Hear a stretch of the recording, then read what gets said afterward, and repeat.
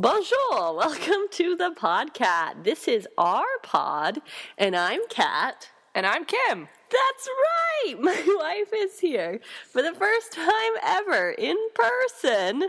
And if this pandemic doesn't end soon, probably the only in-person guest. But we have a live guest today here with me in the studio of our apartment. I wanted to start out, but she's laughing herself silly over there. Just so you don't, in case you don't get that visual, I wanted you to know that this is high comedy here, people. Very serious podcast. Excuse me, ma'am. Did I ask you to speak? You'll wait till we come back to you. Okay. Sorry, guys. She's new here. I don't know how to do that. Okay, you'll learn. Okay. Just okay.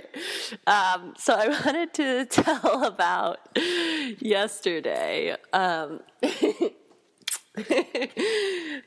love her. Okay, I want to tell about yesterday when I dropped a glass, or sorry, can we edit that out? The glass dropped. Who dropped it is beside the point. The point is the glass dropped in the kitchen, and I was making my lunch, and glass went like everywhere, like just every surface of the kitchen, every floor, like it was just everywhere. And it definitely cut my hand right away, and then was like, yeah, I want to eat my lunch, don't have time for this. So I cleaned it up, and then I went about my business making my pasta. Then I sliced my foot. Like I just kept cutting myself with glass, and then being like, I don't have time to fix this, I want to eat my lunch. And as I was doing all of this, I'm sure this very transparent, clear, easy to understand metaphor helps you to connect that back to the pandemic right now. Something happened, we were all doing our thing, making our lunch, and it really inconvenienced us, and we did not want to deal with it because we wanted to have our lunch. But we kept getting our feet sliced, and until I said, that's it, the kitchen is closed, turn off the boiler, I went and put on socks and then like deep cleaned the kitchen. That's what it took. It took stopping the thing I wanted to happen.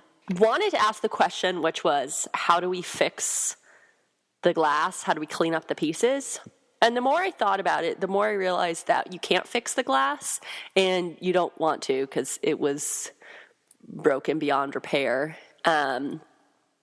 But the real question is, what is going to replace that glass? What new glass is going to go in there? And I think that's a better question because we don't want to go back to a broken system. And there was a lot that was wrong. And that's the question today. What world do you want to see after this? The other question today is, how do you pick up glass shards? Because my kitchen is still very dangerous, you guys. And I do need to get back in there today for more. I've lost today's guest. She is rolling with laughter. But seriously, guys, I mean, should I mop? Should I Swiffer? Like, hit a girl up. Okay, so turning this back to our guests now. Today is March 27th, Friday, just for a timeline. Who are you? I am your wife, Kim. Hi, Kim. How are you doing? Today I'm pretty good. Cool. Yeah. Cool. How are you? I'm well. Sounds like you're really struggling with some glass shards in your feet. Well, so wanted to check in. Thank you. I did wash my foot in the bath immediately, which I don't know it did much, but it definitely cleaned my foot a little. Well, that's nice. There was a lot of dirt and stuff, Sure. which is weird since I haven't left my house, but you know, life finds a way. Tell us about you, girl. Okay. Nope, that was the question. All right, well, what do the people want to hear? I work in a grocery store, so that means I'm still going out and going to work almost every single day. For the purposes of privacy, I will not say which grocery store I work for or where, but I will say that anything that I say today reflects my views only and not the company's, and I do enjoy my job and I want to keep it when all of this is over, so there's that. But the perspective that I'm bringing to this whole pandemic is, what is it like to work in an essential position that if all of my coworkers just decided to stop going to work, and if every single grocery store worker in the country decided to stop going to work, that's when parts of society would start to collapse. Gun sales are already up, and we get told in our huddle meetings all the time, like, well, if you stop going to work, that's when the looting starts. So we've got that pressure on our backs that we're putting our bodies on the line. There's always the possibility that I'm going to get sick, that I'm going to bring something back to you. But if I don't go to work, and if people don't have food to eat, that's it. There's no recovering. So you work in a grocery store, and how long have you had this job? I've had this job for just under a year. Okay, and what do you do in the store? I run a cash register. I'm a checkout person every so often. I do a lot of cleaning. We stock stuff all day long. I work in a store where everybody kind of does everything. So that means, like, sometimes I'm just rolling out a flat cart full of stuff and putting it on shelves. Sometimes I'm spending half an hour doing shopping for a little old lady who can't reach the top shelves. And so that's my favorite part of the job, is just when someone is like, I'm too short to reach things, here's my list, can you get the stuff? And I just, like, go around and shop for people. And that happens more often than I expected. So I do that. I stand outside and spritz hand sanitizer on everybody who comes into the store. Is that a normal part of your job, or is that a recent change? No, that's a recent addition to our tasks, is having a front door person spritz people. Well, let's focus on that. Sure. So normally it sounds like you're very frontline. You are in contact with all the guests. Yes. On the floor, as well as helping them check out. Mm-hmm. And what has changed since? Our timeline is we got back from our trip on March 16th, and then you were back to work on the 18th, that Wednesday. Yes. So what changed? So before we left, that's really when a lot of nervousness about food security started to pick up. So a few days before we left for the trip was the first day that people really started panic buying, and we didn't have any awareness that was going to happen. So I came into work on a Sunday at 10 a.m., and by 2 p.m. we were sold out of most things. We were sold out of all of our canned goods. We were sold out of all of our pastas, all of our pasta sauces, all of our, like, broths. People were just buying broth like crazy. It's like, what are you doing with that broth? If you're doing stuff with broth, please let me know. I don't understand why you need an entire case of it for your family, but if you've got some more context for that, please make me aware, because I'm just very confused about what you're all doing with so much broth. You don't know about broth baths?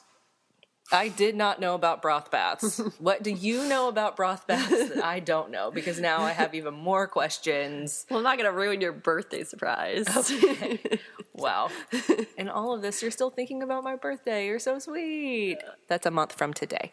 Oh, yeah. So that has changed because the panic buying didn't stop for several weeks. So it was just days on end that, like, people would rush the store as soon as it opened. Our shelves would be empty by the time I got to work. It got to the point where the warehouse had to take control of our ordering. Like, usually we're in charge of, like, what comes to our store. Each section has a section leader who punches the order and says, like, hey, we need this many cases of this item today and this many cases of that item, and so on and so forth. And people were ordering so much that the warehouse was just like, we cannot.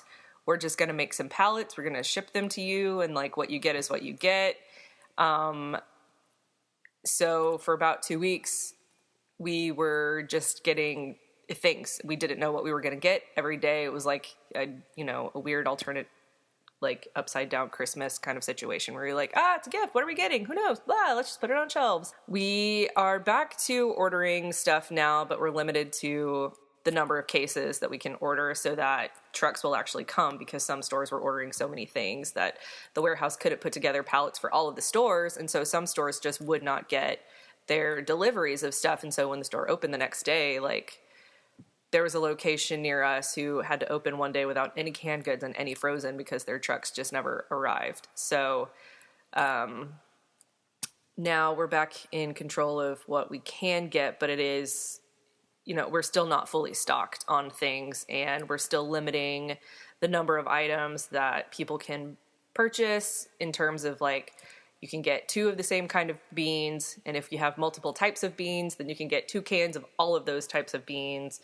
You can get 1 case of water, you can get like 2 dozen eggs, but you can't just come in and like take your arm and just like, run it across the shelf and knock everything that's on the shelf into your cart and then take that home. Like, we have to be the people saying, we need you to be a good neighbor by leaving some for somebody else.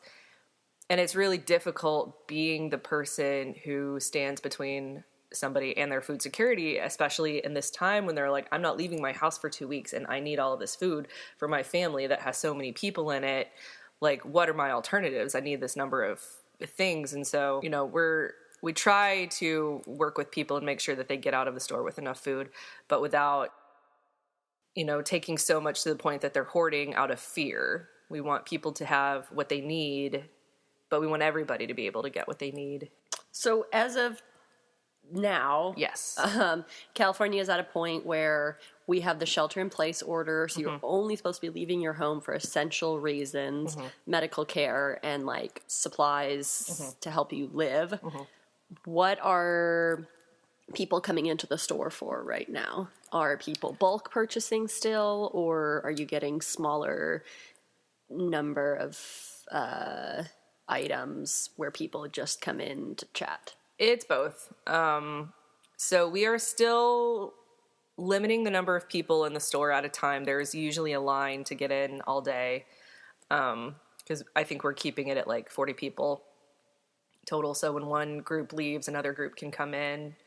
And we have like tape on the ground so that you know where you can stand in line when it's time to check out. And we've got it spaced all the way to the back of the store so that everybody will be 6 feet apart while they wait in line. I would check you out. Hey. Listen, I didn't want to tell your producer this, but the reason why I agreed to come on the podcast today is because that host is a fox, ladies and gentlemen. I have the perfect face for radio. Thank you for being the first in-person guest so that everyone knows how attractive I am. Yes. It couldn't be confirmed Guys, let otherwise. me describe. She's got these blue eyes that are clearer than the sky. She's got this smile that makes you believe everything is going to be okay, even when you're not sure that it will be. She's got this cute butt.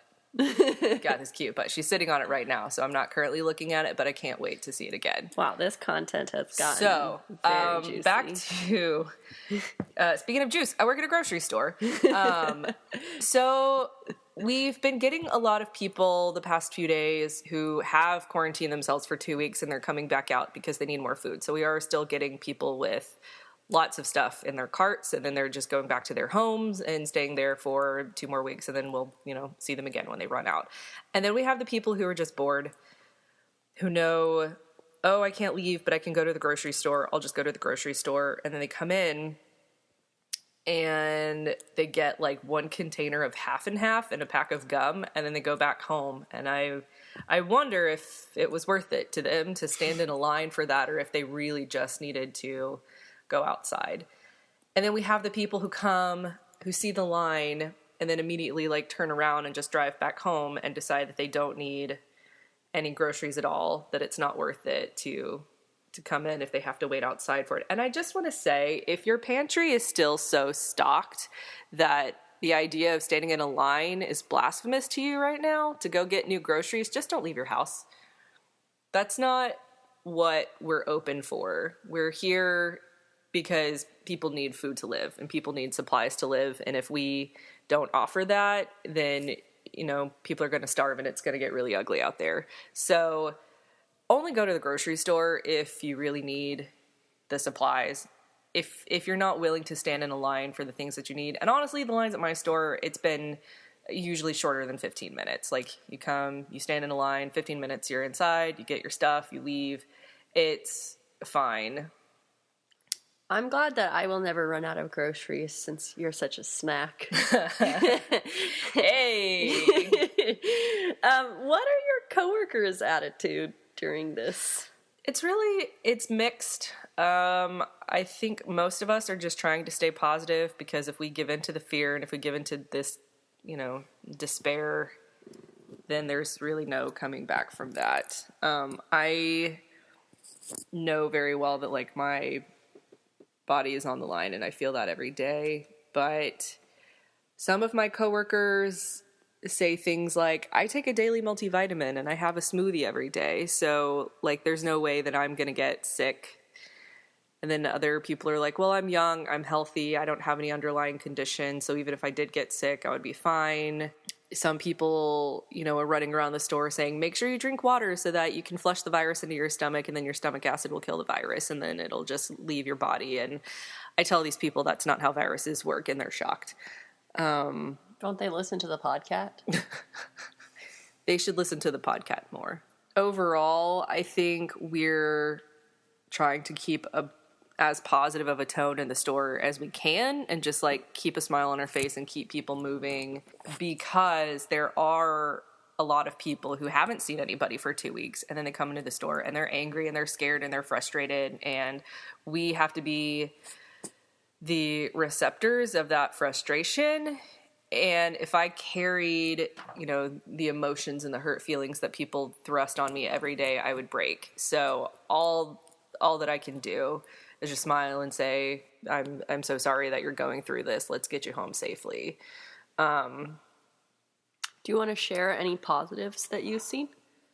I have seen so many people coming in to shop for their neighbors, to shop for their parents, to shop for shut-ins around them.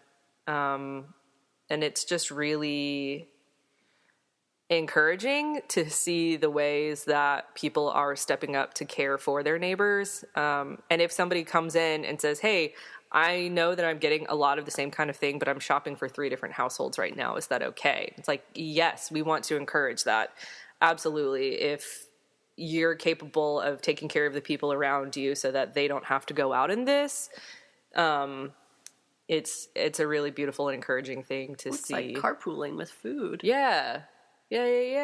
I've seen people just start up conversations with the people around them in line because they haven't had anybody else to talk to for so long. And so to see complete strangers just like tell stories and have a laugh, when that's really the kind of thing that's going to keep us going through this. We have to, look at each other as if we're still human, not that we're like just diseased blobs going through life. Like we can't forget our humanity. And so getting to witness that every day, getting to be part of that every day, getting to just tell stories. And like, I have coworkers who just tell really bad jokes, but they kind of give us a list at the beginning of their shift of like, here are the jokes I've got in my mind. And then we can just share those with customers the rest of the day and like get some just major groans out of people. But then it turns into actual laughter. And I would say that's the sweetest part about still being on the front lines of all of this and getting to see actual human people every day, is that I get to be part of reminding people that they still matter and that they still have worth in all of this, and that we are capable of hard things if we band together. Do you want to speak about today's question? Remind me of today's question. Do you have any ways to clean the broken glass in our kitchen? Yeah, so I've also been sweeping it. No. Okay. No. What should the new world look like? Oh, the new world. Yeah. One without glass, I think, maybe. One where we're making, like, biodegradable materials out of things. Better glass than plastic, man. Yes, sure. What do you hope that we take from this experience? Either what do you personally hope that you take from this experience, or what do you hope that our world looks like after this? Specifically from a grocery store perspective, I hope people take from it that when you go shopping, just take enough for yourself and your family. I hope that continues, and I know that food security can be a really sensitive topic, but I would hope that people could learn you can really make a lot of things from the stuff that you have in your pantry, and you don't have to take every single unit off of a shelf. I would like to see that continue, of just people sharing with their neighbors. The world that I would like to see after this is one that really rises above racism and xenophobia. This virus is coming for us all. And just because it started in one province doesn't mean that it is that province's problem, or that should be that province's legacy. And our administration is saying some really racist things. And so I would hope that the world after this recognizes that this is a disease that affects all of humanity and not one specific race or location on the planet. So I would like us to be able to say we are all human, and I would really like people to understand that the lives of poor people matter. There's a meme that's been going around that's like, how does the average American, find out if they have the coronavirus or not? And it's to cough in a rich person's face and then wait for their test results to come back. And there's just a major disparity between who can get tested and who can't. And if you're rich and white in this country, you'll get tested, you'll get treated, you'll be fine. But there are a lot of people who can't get the tests because they don't have the money or they don't fit certain criteria. And a lot of the people who are still on the front lines, a lot of people who work in grocery stores, a lot of people who work in sanitation, who work in all of these essential jobs, don't get paid as much as people who can work from home. It's a luxury to be able to work from like a home office. And so I would like, when all of this is over, for people to remember what positions are the ones that kept society going.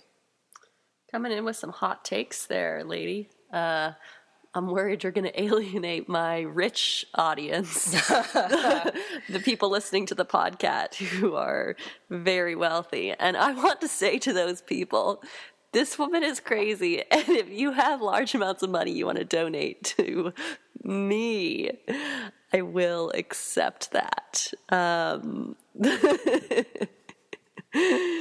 Now you rich people are pretty pretty bad. No, that's not true. But I do think that there comes a certain point where if your desire to continue accumulating money is never enough and you're not like enjoying it and you're profiting off of the hard work of other people, then maybe that's when you gotta slow down and put your workers first, Yeah, economic disparities. I mean, I even like I was thinking about like the life of the kid I nanny versus the life of a celebrity kid, because I was watching this celebrity kid play in one of his many, many playrooms with one of his many, many fancy, fancy toys. And I was like, wow, even these kids are both little over, they're like 14 months old. And I was like, they were born in the same month, I remember, but they have wildly different lives. Like you can start out with such privilege in advance, and I think it's important to look back and say, what advantages did I have? You still are responsible for your own successes and failures, but I don't know, I guess to acknowledge that you had some help along the way, mm-hmm. and then to think about how you can help other people. Mm-hmm. I think that it would be good in the new world to take note of our connectedness, because obviously, like, one virus is now in 190 of the 195 countries. It doesn't just affect one place, and like we all are so together in our desires of wanting to be happy, wanting to be loved, but we think that only we want that. I think also just not adjusting to the new normal. Like, it's really tempting to be like, oh, I want things to be the way they were. And when I say that, I think it's because I don't want people dying right now.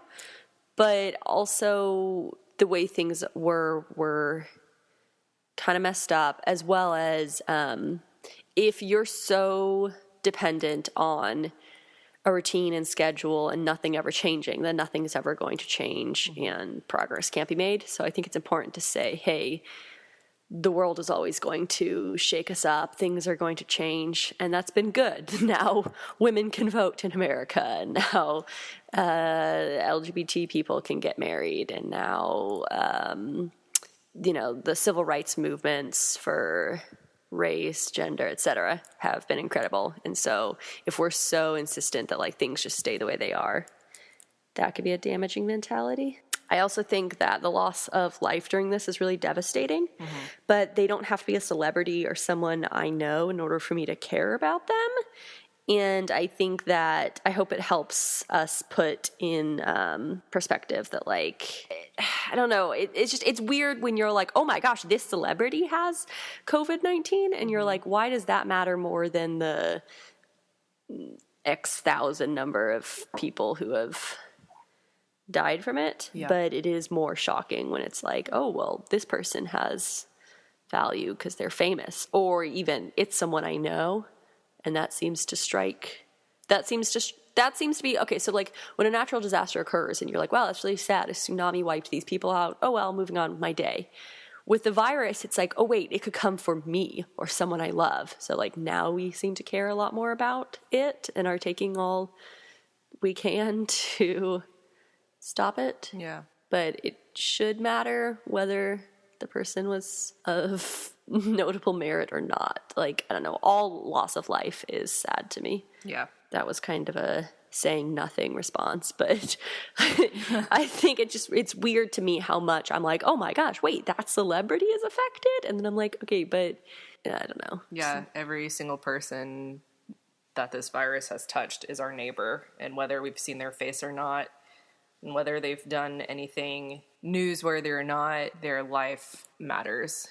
And it's devastating that they had to lose it over something so senseless. Well, I think another thing that I'm kind of dancing around is like climate change, where, okay, it's not going to affect me personally, but my kids, my grandkids, etc. Well, screw them. I'm going to be okay. Yeah. And so I think like if you think that us being sick is bad, imagine what the planet being sick is going to be like. Like, none of us will survive. Yeah.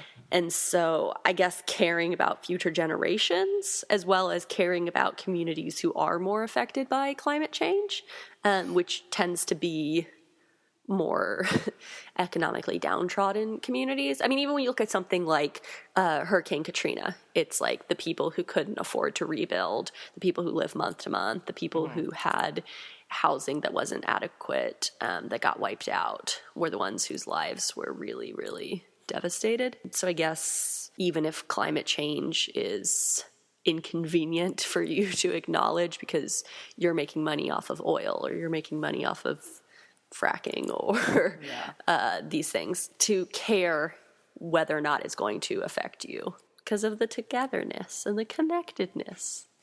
The other thing, I guess, for me personally would be after this, I want to remember that conditions don't have to be perfect, that they're never going to be perfect, and just do the thing.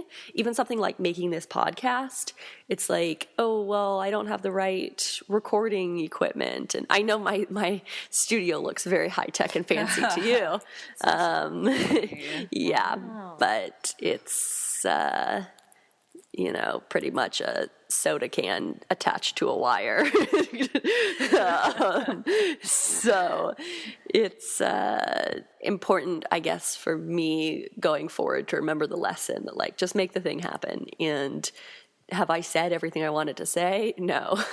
But I've been really proud of the episodes. I've loved connecting with friends. I've loved catching up with people all over, especially right now, seeing how they're doing. But I think the conversations have been really interesting. I've learned things that I wouldn't have if I hadn't have listened to other people. Yeah.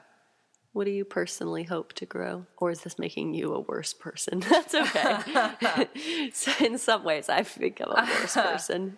I guess I just hope when all is said and done that I still have my health Because if I'm honest, I have a lot of fear about leaving our home every day and going to work, and I have a lot of fear about what I might be bringing home unsuspectingly, and I want you to be safe. And I don't want to be the cause of you not being safe. So I hope that through all of this, I can, stay as healthy as possible, stay as hygienic as possible. My hands have aged like 10 years with how much I have to wash them every day at work. But I think the person who I want to be when all of this is said and done is somebody who still really cares about just like hospitality and how food brings us together. And the grocery store that I work at is really specific about having like a sample station where we give you ideas of like how you can feed groups of people at a party, or like you want to try something new for your family. And I have so many conversations when we had the sample station open, which we currently do not. I would have so many conversations with people every day about like just ideas of what they can do with our products to do something special, to make like a meal that really will bring people together. And so How to feed their hungry guys. And so that's what I want to maintain through all of this, is just, the hope that one day when all of this is said and done, we can gather again, that we can have people over. One of my personal biggest love languages is feeding people. Like on a day off, you can attest to this. Like it's one of my favorite things to like find a new recipe and like spend my day off like getting the ingredients and cooking it and like trying something new and making sure that you have like a really fun, special new meal, but also bringing other people into, like, I love just cooking dinner for the people that I love. And so you enjoyed our watching of Ratatouille this week? It sounds like it had a deep loved watching impact Ratatouille with you this week. Yeah, I think that's one of the most difficult things about this right now, is that you can't just go to a friend's house and have a meal. And so when all of this is said and done, I want hospitality around a table to be something that we all get to experience again, to have friends over, to have a pizza, watch a movie, just laugh, together. That is beautiful. I want to disclaimer this question by saying this is a bad time that I wish hadn't happened, but I still want to make good in that, because I don't want the attitude to be, this is happening to teach us a lesson, or this is happening so we can all have personal growth. Because I've seen a lot of that language, and it's kind of like setting me on fire right now with anger, that a lot of people are like, oh, this is a deity telling us to slow down and, enjoy our family. And I'm like, I don't know that deity would want all these people to die right now, but I'm not going to presume to know the workings of deities. So that attitude is very selfish and so narrow-minded, and really not thinking globally of people who are dying. And I'm glad that you are having personal growth in this time, and I hope that you are, but I wouldn't say that this is a good thing that this all happened so that we can grow and come to a new world. So that would just be my disclaimer about this question is, how are you going to make something tragically horrible into a little more positive by doing something good after this? But I don't want this question to come off as, yay, this happened. Let's all use this as, you don't want to be vacation time. Of the very real things happening around us. Yeah, so I wanted to say that. But yeah, was there anything else that you want to talk about that we didn't get to today? I've noticed that one of the questions that you ask many people that I have not been asked yet, because we haven't gone into it, is what other things are getting you through. And I would have to say, get Animal Crossing on the Switch. Yeah, if you haven't I haven't gotten to that question yet, well, ma'am. That's what I would really like to say. Nice is that if you have a Switch, get Animal Crossing. And that's like the connectedness, but from the privacy of our own homes, that we all need right now. I appreciate that you listened to the podcast and that you know the format, but I was switching it up to keep it fresh and funky and new. Okay. So now that I've asked... Don't get Animal Crossing. Never mind. So now that I've asked, fresh, just go dig a hole. if there was anything else like you in wanted real life, to say, just go get a shovel and dig a hole outside. And you don't need to do that in a video game. Just go do it in real life. ma'am, you're skating on thin ice there, lady. Now that I've asked if there's anything else you wanted to say, I will end by asking you about your recommendations.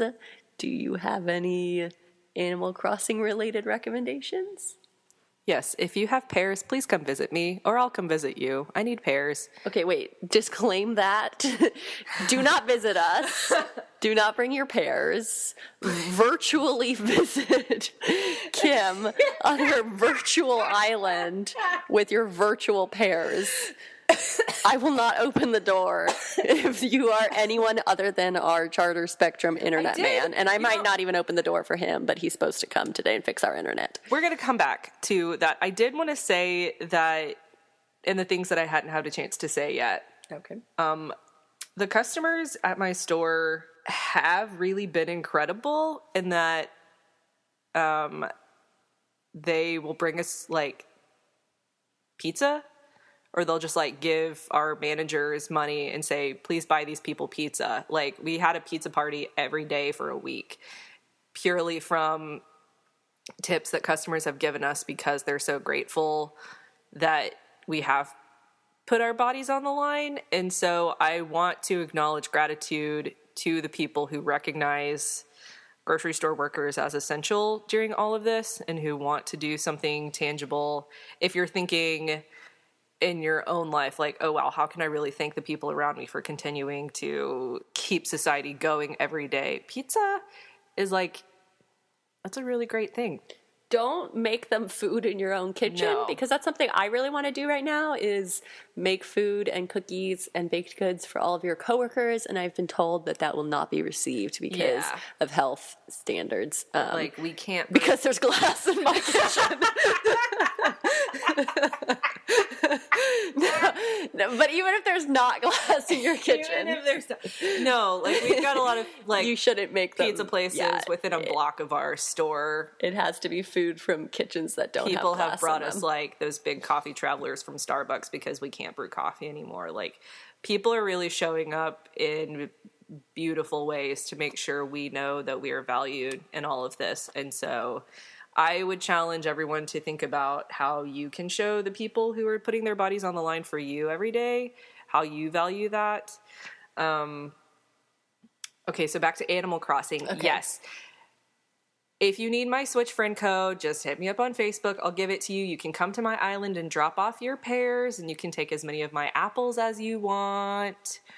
I've got some coconuts on my beach now, so I can share those if you haven't come to a private island yet that has those. It's just a really beautiful game that the online capabilities have really allowed us to stay connected. A lot of the people that I work with are playing as well, and it's been just the perfect thing for us to have to talk about something other than the virus at work. We have the same conversation with every other customer.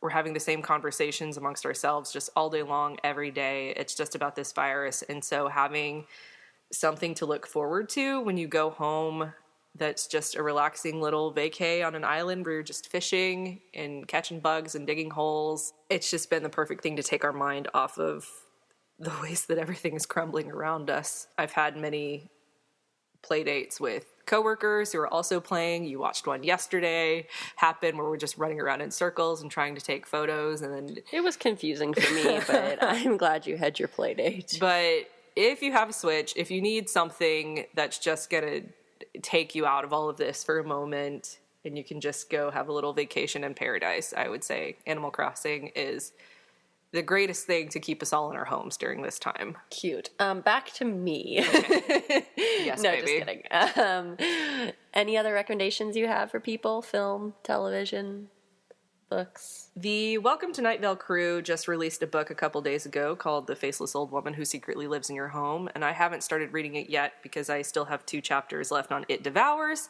which is their book before that one that I am getting through. Cameron Esposito also released a memoir this week called Save Yourself that's all about I want to read that. growing up in the Midwest, gay, and from a very Italian Catholic family. So I would say get that as well. Support independent booksellers if you can somehow, or get it on like Audible so that you can just listen to it at this time. But I've enjoyed her comedy for years and years and years, but she's also been doing a lot more writing pieces for The Atlantic and some other online publications. And I think that she just says the truth about tragic and painful things in our lives very beautifully and very poignantly. So the fact that she's just written an entire book now, I'm thrilled for it. I can't wait to get my hands on that as well. So it's called Save Yourself. Get a friend's Disney Plus password. Go to town. Have a great time with that. Yeah. Okay, back to me.